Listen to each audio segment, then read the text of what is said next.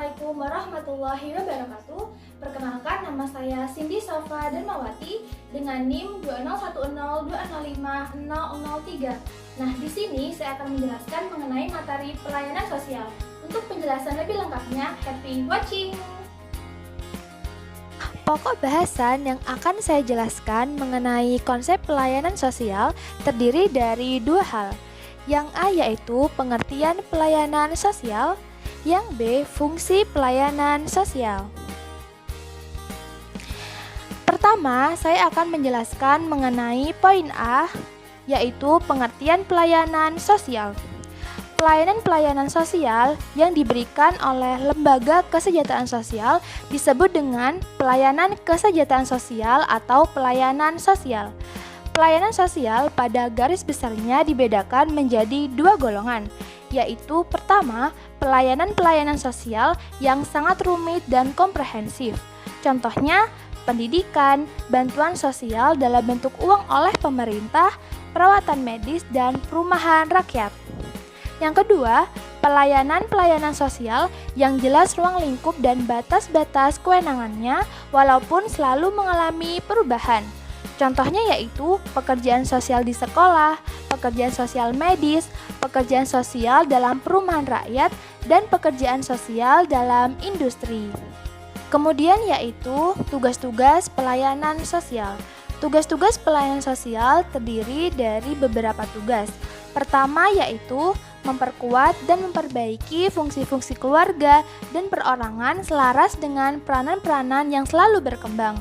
Yang kedua, menyediakan saluran-saluran kelembagaan baru untuk keperluan sosialisasi, pengembangan, dan pemberian bantuan, yaitu peranan-peranan yang di masa lampau dilakukan oleh keluarga.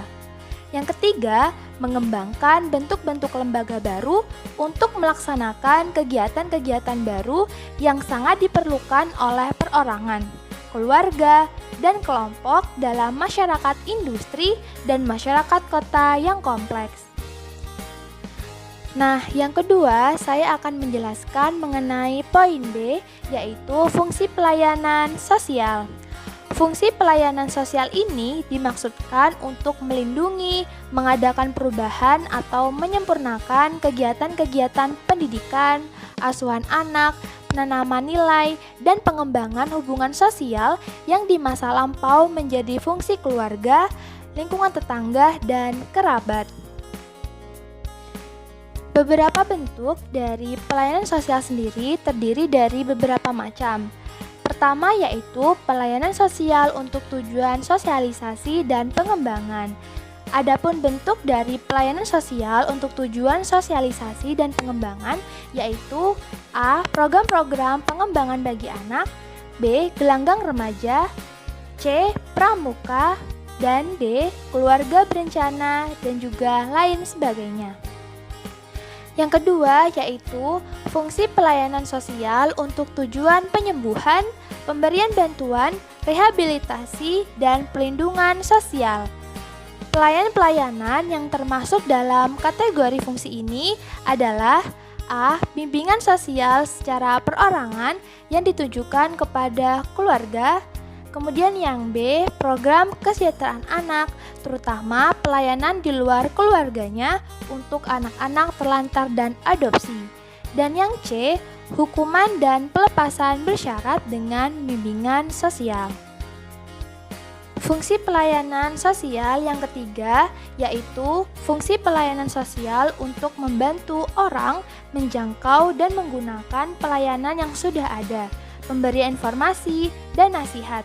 Beberapa bentuk pelayanan ini terdiri dari A. Pusat-pusat informasi yang dibentuk di suatu lingkungan masyarakat, yang B. Lembaga bantuan hukum, dan yang C. Pelayanan darurat melalui telepon. Nah, fungsi pelayanan sosial yang keempat yaitu fungsi pelayanan sosial untuk mendorong partisipasi.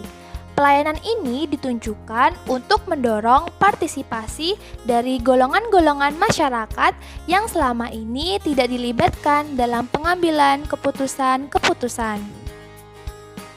Kemudian yang kelima yaitu bentuk pelayanan. Bentuk pelayanan sendiri terdiri dari dua hal, yang A yaitu pelayanan residual dan yang B pelayanan institusional.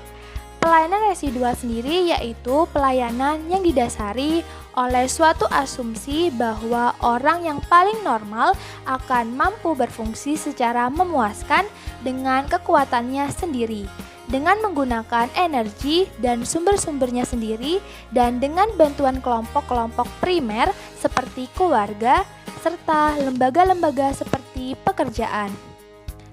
Kemudian, mengenai bentuk pelayanan institusional sendiri yaitu pelayanan yang muncul karena pelayanan residual dipandang kurang dapat menjelaskan tentang keseluruhan kenyataan sosial dari suatu masyarakat industri atau masyarakat pasca industri. Nah, udah paham kan? Semoga bisa bermanfaat ya. Kurang lebihnya mohon maaf. Sampai jumpa. Wassalamualaikum warahmatullahi wabarakatuh.